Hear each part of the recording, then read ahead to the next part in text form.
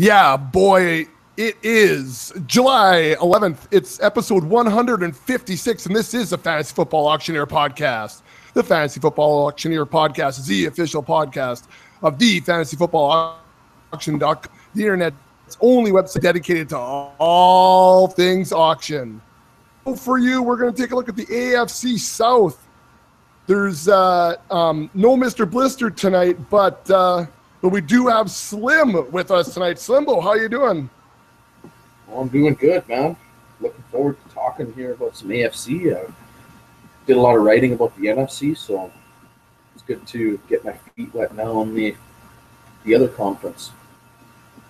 We did lots of writing here in the last day or so. We're getting things rolling for the membership site. We've got a couple new articles that just put up and posted for members. We're getting auction values rolling and ranks rolling. So if you head on over to the website, thefantasyfootballauction.com, and click on the members area, have a look and see what we have to offer. If you're preparing for auctions, we are the first and only website that's dedicated to auctions. So check out the membership site over there, $14.95. Just about the cost of a magazine, but it's not just the one article telling you about how great fantasy auctions are. It's lots of depth. Slim just put on an article about Superflex and 2QB leagues and how to set up your budgets, and you're not going to find content like that on auctions anywhere else. So check that out on the website. Slim, are you ready to break down some AFC South? Yes, sir. All right, well, if you guys are ready, then I'm ready. Let's cock the hammer. It's time for action. All right, so like I said, we're going to continue on our division breakdown tonight. It's AFC South. So we've got the four teams to talk about, the Texans and the Colts and the Jags and the Titans. There was a lot of action with the rookie drafts. We've got some free agents that have been picked up by some of these teams. So let's just get right into it. Let's take a look first at the Houston Texans. They were busy in the draft, drafting a quarterback. They've been trying to make some moves to set up that offense it's not going to match the defense, but they need to set up that offense so that they can not just make the playoffs, but go a little bit deeper. What do you like about the Texans heading into 2017? I'll be honest, I'm not real high on them offensively much at all. And a big part for me, because it comes down to the quarterback. I'm just not a big Deshaun Watson fan. I never was. And to me, the biggest knock on him, and some of you might have heard this before, to me, it's arm strength. Listening to some podcasts and reading articles leading into our dynasty rookie draft, Deshaun Watson, the number was, I think, 50 miles per hour. There is only one quarterback in the NFL currently that has that cannot throw the ball over 50 miles an hour, and that's Mike Glennon. Deshaun Watson is his now. His arms were too long. That's why. Yeah, it must be. I would think the longer your arms, the more velocity you should get, but I don't know. Yeah, I get anyway, have the muscle to fit, I guess. Anyway, yeah. I know he's a competitor in college and all this stuff, but the NFL is not college. I don't want my starting quarterback not being able to make all the throws. And I don't believe if you can't throw the ball at this baseline level of velocity that you're capable of making all the throws against pro corners who don't give you much space. So if I've got a quarterback that can't make all the throws, what does that do for a guy like DeAndre Hopkins and stuff? We saw last year what happened when the quarterback play was trash. That offense became trash. And I don't necessarily like much now about this because I don't have any confidence or any more confidence than what we had in Brock Osweiler at the end of last year. All right, so you're not confident that Watson's going to be an uptick, so then obviously that's not giving Hopkins an uptick. We're not going to see much improvement in the running game. Is there anything they've done there to help Lamar Miller out? No, I think if anything, they've hurt Lamar Miller's value because they brought in Dante Foreman. And again, I wasn't super high on Dante Foreman coming out. He wasn't a guy I wanted to target in my rookie drafts per se, but I think he will be there to definitely eat into a few of Lamar Miller's carries. We'll have to see where Lamar Miller's price is. I know it's going to be a far cry from where it was last year. But if you can get it maybe as your RB2, for $25 or something like that, yeah, you might want to kick the tires on that. I think maybe he's not as talented as what we saw at times in Miami. We kind of got duped a little bit into that. But if he's going to still get a lot of touches, definitely there's something to be said for having some of that volume. For me, I was just going to say, I don't know why they don't just feed him the rock. I mean, they paid enough for him. He was supposed to be the workhorse. He's been begging for touches. Just give it to him and over. It looked like at times last year, and there were reports that, if I recall, he wasn't in the best condition. He pulled himself out of games when things weren't going well, whether he was kind of pouting or I think, they had issues with the offensive line a little bit. Those aren't necessarily good signs if you have this running back who, gets pissy when he can't break big plays and things like that. And that was kind of always one of the knocks, was that was he capable of this big playability? I used to think that he was. I'll admit, I was a Lamar Miller truther for a while. I've kind of come down off of that a little bit, especially after last year. And I'm not really ready to kind of start climbing back up there yet.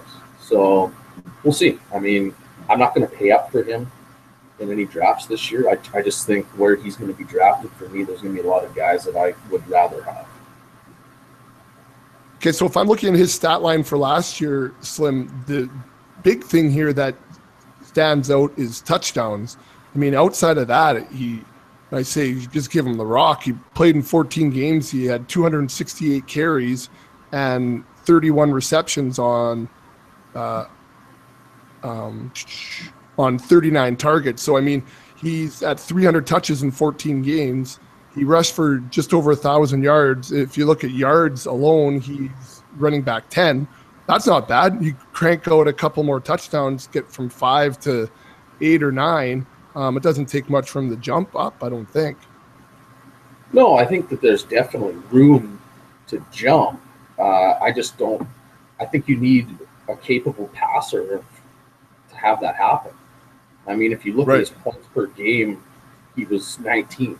So, he did pile up yardage. He did it on a lot of touches. So, I don't know. To me, the whole situation doesn't bode well.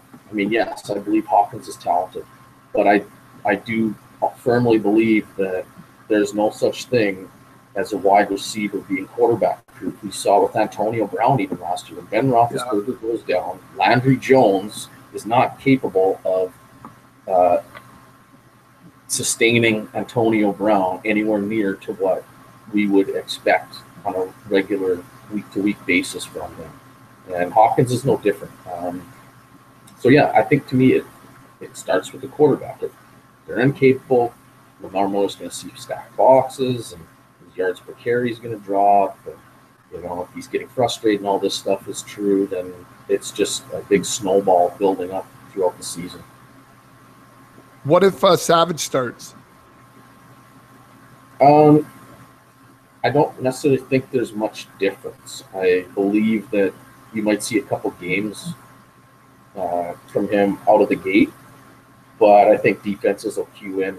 I would probably, if I was a Texans fan, and I know that this would be the minority because they're probably stoked that they all took Deshaun Watson.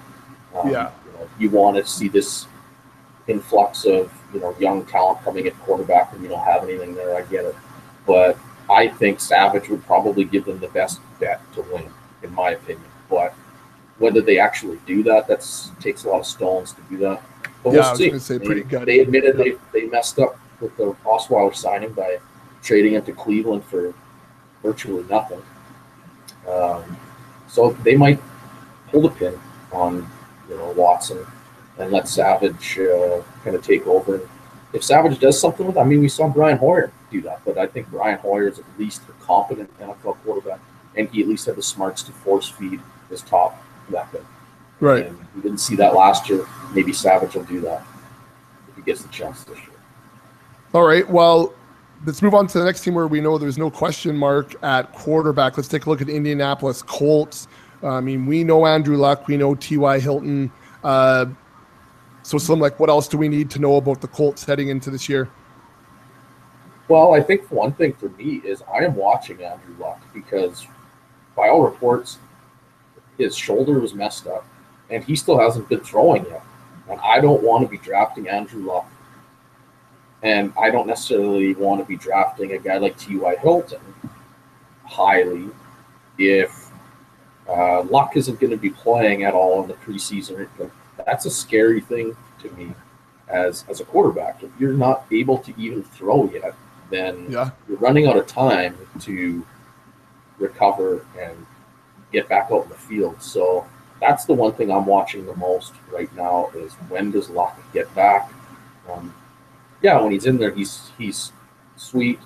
But the fact that he's still being drafted, ahead of guys like Drew Brees in some cases, Russell Wilson in some cases, blows me away. I would much rather be taking those guys right now, just for the simple fact that I know they are actually going to play all 16 games.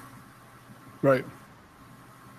So, what about draft pick wise? They pick up Marlon Mack here. We know that Furr is forever aging, but like a fine wine, he just keeps getting better. Do you look at someone like Marlon Mack heading into your draft? Yeah, I think I would target a guy like Marlon Mack. I think he's one of the few rookies. I shouldn't say that one. He's a handful of rookies at running back especially that can have some value, even if Frank Gore is healthy. I think they're going to try and mix in, obviously, Robert Turbin or Marlon Mack. I would be very hesitant to buy a guy like Mack for more than $1 or $2 because I think there is still a chance that Robert Turbin keeps him off the field. I mean, rookie running backs, right. If he can't pick up, pass protection, things like that, then he might struggle to see playing time for definitely the early part of the season, but maybe the whole majority of the season. So, in the article I wrote about the aging running backs, I talked a lot about Gore. But for me, he's a good value right now. I think age is going to be a little bit discriminatory in terms of his price. And the production is going to be there. They've already said they plan on using him the same. It's his backfield right now, even at his age. And you know what? Hasn't been lighting the world on fire the last few years, but he's, plugs away with his 3.9 yards per carry, 4 yards per carry. And that's good enough. And he's going to get volume, and he's going to catch a few passes. And, that's going to keep him in the conversation as maybe a low-end RB1. And you're going to get him for probably a hell of a lot cheaper than that. And so receiving core-wise, Monty Dorsett, the emergence of Jack Doyle. Is there anyone here you're high on, targeting, or throwing out early in the auction because you think other people are they can't believe the hype? I mean, I like Hilton. Don't get me wrong. I think he's typically sometimes undervalued by a lot of people, whether it just be for his size and things like that. So I think a lot of us don't think of him as this prototypical wide receiver one, which physically he isn't, but in that offense, he produces like that. As far as other pass receiving options, I mean, I think the ship has sailed on Philip Dorsett, at least it has for me. A sneaky guy for me is a guy like Kamar Aiken, to have at the last spot of your draft, get him for $1. If Dante Moncrief isn't anything, and I shouldn't say anything, the points that he did score last year was very touchdown dependent. I don't think that's a pace that he can sustain. He can't average a touchdown a game, I don't believe. Luck like looking at him in the red zone for whatever reason. I don't know if that will change. I mean, we've heard rumors about Eric Swope coming in. That's a big body that could look for some red zone targets. Yeah. But if Moncrief, doesn't stay healthy again, or just doesn't show it in his development in terms of route running, a guy like Kamar Aiken could be a real sneaky wide receiver too, in a high volume offense that you can get for virtually nothing in your draft. just a guy I'm keeping on my radar. Yeah, one of those late at the end, threw him down for $1, or an early enough one, right? Like somewhere, you're an hour in and you just kind of sneak him in a buck, and then he just goes, and people aren't expecting it. And because sometimes at that late end of the auction, there's a guy like me sitting around with $17 to fill 3 spots, right? And then you go $2 on everybody. But yeah, you're right. Exactly. So, but I mean, it might be an opportunity there too. All right, so let's move on. Speaking of opportunities, looking at running back opportunities and possibly receiving opportunities with the Jaguars. They draft Leonard Fournette to be the workhorse. We know Allen Robinson has the ability, but can Bortles be the quarterback? What do you see with the Jags this year? Again, it comes down very similar to Houston. What does Bortles bring to this offense? They keep talking about building this defense and everything. Well, that hasn't worked, and they're constantly playing from behind. So a lot of the scummers they put up in the last couple of years have been garbage time variety. So did Bortles develop? That'll be the question. And this will be probably his year. If he hasn't developed at all, then I wouldn't be surprised if by the end of the season a guy like Chad Henne started.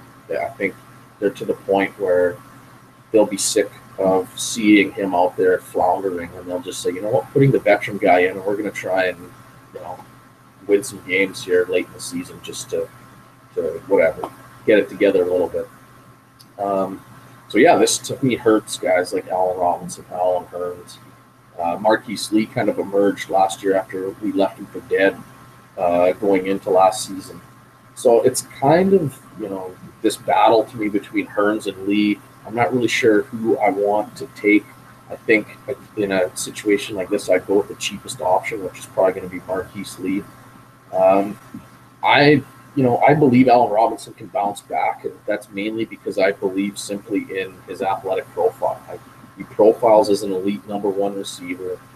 But again, like I just said, no receiver to me is quarterback proof. So unless Bortles does develop somewhat, A-Rob is maybe destined to perform, I don't want to say as badly as last year, because I feel like that is pretty much his rock bottom. But I think he might not live up to the expectations in 2017 that some of us might be thinking, as we go back to 2015. When we kind of got our first taste of who this Allen Robinson guy really is. So I think it could be somewhere in the middle, but again, it'll come down to Blake Bortles. Well, and you look at like the targets. I mean, Allen Robinson, I'm just looking now at 151 targets last year. I mean, that's massive, right? And if just a little bit of accuracy by Bortles helps probably make those 73 receptions more into the 90s, right? And that could come down to O-line play. Did they do work in the offseason to make you think more about that O-line? I'm trying to remember off the top of my head. I know. For some reason, I was just trying to look it up myself, and I thought that they had done a little bit of work to the O-line, but I'm on Pro Football Focus right now, and we can't really see it. Yeah, it looks like they brought in Watford from Arizona. Brandon Albert, big signing for them as a free agent. So yeah, there is definitely, and that was a big thing going in. They did need to address some offensive line issues. But yeah, like you said, go back to Allen Robinson. Like, dude has a 90th percentile catch radius. Like you get in his vicinity, he's probably going to catch it. That to me shows, 150 targets. That's just Blake Bortles throwing really shitty passes. And I'll say this: I'm not a Blake Bortles believer. I never really have been. I wouldn't be surprised if this is his last year in Jacksonville, to be honest. I'm not real hopeful that he bounces back, but we'll see. Apparently he's committed. I feel like he's just one of these guys. He was never really probably committed to developing fully, putting in the work that was needed for him. He was just always gifted, went to a small school, played against some weaker competition that he could excel against, and never had to really build that kind of work ethic in. And hopefully he does that now as he's maturing and he's learning, hey, man, my job could be on the line here. So we'll see. Yeah. Leonard Fournette, is he a guy you're going to throw out early in your auction to try to get some money pulled out? Do you think guys are going to be looking at him with the Zeke effect and thinking that he's going to be the same type of guy as Zeke? Like I'm thinking off the top of my head as far as a strategy would go in the first couple of rounds to throw that guy out and try to get him out inflated. No, I agree. I think with Zeke, what he did last year, we're going to see people want to pay for Leonard Fournette. And it might even be that they want to pay a lot. I think that they're just always going to be willing to pay more than I will want to pay. I'm not a necessarily huge believer. I need to see it a little bit from him. I think he's talented. Don't get me wrong. I'm just not sure how he's going to fit that offense. And I'm not real psyched about these kind of in between the tackles, just pounders. I don't know how that offense is going to suit for that. If that defense doesn't improve, then is he going to be getting a lot of those kinds of touches in the second halves of games and things like that? I know they ideally want to. I'm sure they want to just pile the carries onto him if they can, but I don't know if they'll necessarily be able to do that. So yeah, I just think there's more, for me, red flags, and I'm willing to spend on. And I'm almost certain there's going to be one or two guys in every draft that I'm in that will be willing to pay more than me. So he's a guy I probably won't own on any teams, even if I really did want to own him. Just because you're not willing to pay up for him, because someone's going to be paying up for him. Yeah, exactly. Like, I think every year we just know there's certain players that will never be in our price range of what we're comfortable spending. So let's take a look at another team with a high draft pick offensively. The Titans finally to wrap up the AFC South. They draft Corey Davis at 105. And I think that guys in rookie drafts like me who take him, you're like, woo! And then all of a sudden the addition of Eric Decker, you go, is that going to bode well for him in year one or not? I know if you're looking more than, but this year, does a guy like Decker change Corey Davis and his value for you this year? Yeah, I think it definitely hurts it. I don't see how it can't. I think that as psyched as I was about the Titans offense, and I still am, I did think that they were going to want to throw the ball a little bit more this year. They would want to see what they had in Mariota. I just think that Decker now is going to really command a lot of targets, especially for what is still probably going to be moderately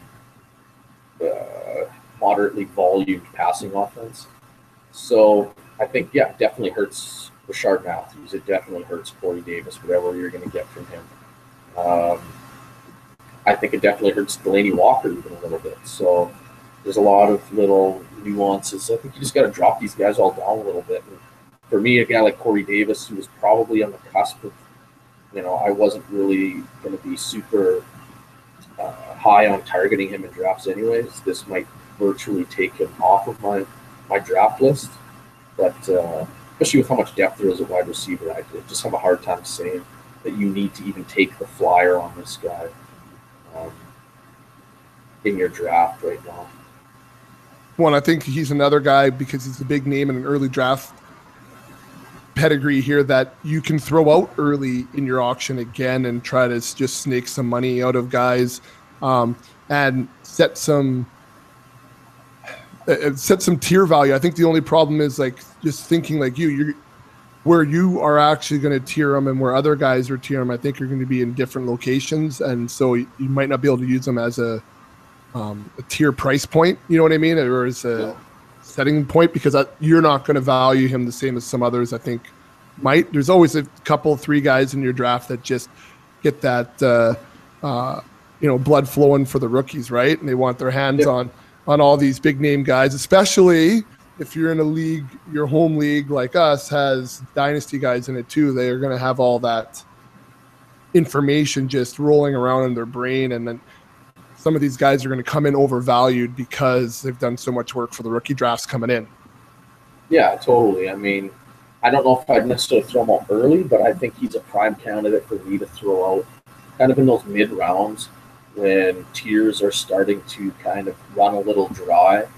And maybe, you know, there's a couple guys left in your third or fourth wide receiver tier, and you're kind of hoping they last a little bit longer. So I'll nominate a guy like this from a lower wide receiver tier, just hoping, hey, maybe someone spends $10 on it. That's great. That's $10 less, and maybe I get a guy that I'm targeting for a little bit cheaper when it's, you know, when he actually does get nominated. So, right, yeah, I think you could definitely use a guy like Corey Davis or any of these kind of higher profile rookies to your advantage if you're not planning on drafting them. All right. Anything else to add to the Titans? I mean, Mariota, what do you think? What do you think of him this year? Love him this year. I just love what Tennessee's done in the last couple of years. I think they've surrounded him with enough weapons now. They kind of let him work a little bit on offense last year, passing wise. He's got a great offensive line. He's got running backs.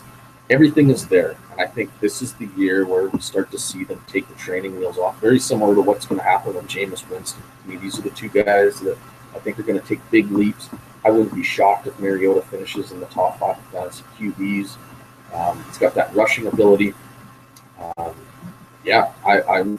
loving what Tennessee's doing. I think Eric Decker is going to be awesome for Mariota. He'll be a great red zone presence. I'm actually really excited for what Tennessee looks to be doing there. All right, and DeMarco Murray, is he an RB1 heading into this year? Yeah, I love DeMarco Murray. I love everybody, geez. But I like DeMarco Murray this year. I think people are getting too gung-ho with Derrick Henry. You know, Derrick Henry is talented. I think Derrick Henry is awesome, and I think he's going to be a phenomenal running back when he gets his chance. I just don't think the chances this year. In looking at DeMarco Murray's contract, he is essentially, the Titans can cut him for nothing next year. He's got no dead cap money left. That would save him about $6.5 million, I believe. I don't have the numbers in front of me, but so I feel like they're going to try and ride him into the ground this year, and which is good. He's a talented running back. He should do well, especially with that offensive line, one of the best blocking offensive lines in the NFL. But we're seeing Derrick Henry being drafted, you know, higher and higher as the summer goes on, and I don't get it. I think he's very talented. I want him. I traded a lot for him in our dynasty league to get him, but not for this year. Now's not the time to be drafting Derrick Henry in redraft.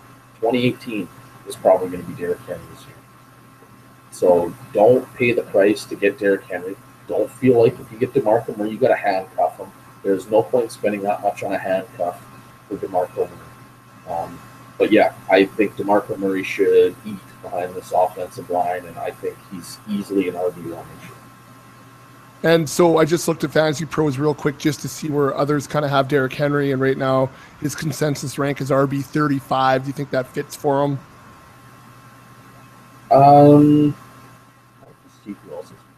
That still seems a little bit high to me for a guy that we project. Well, you sandwich in between Robert Kelly and Samaje Perine. I suppose that is fairly close to where I would think he could go. It's a little bit lower than I was thinking. I assumed he would be getting drafted with guys like, you start getting into some of these PPR backs like Theo Riddick and things like that. I would rather have those guys all day over Derrick Henry. And I love Derrick Henry. I'm probably the biggest. I'll be honest, if he was in the draft this year, I would have taken him one-on-one. I think he's better than Fournette. I think he's better than any other running back that was in there. He just came out with Zeke Elliott. So I'm not even sold that he might even be better than Zeke Elliott or as good as Zeke Elliott.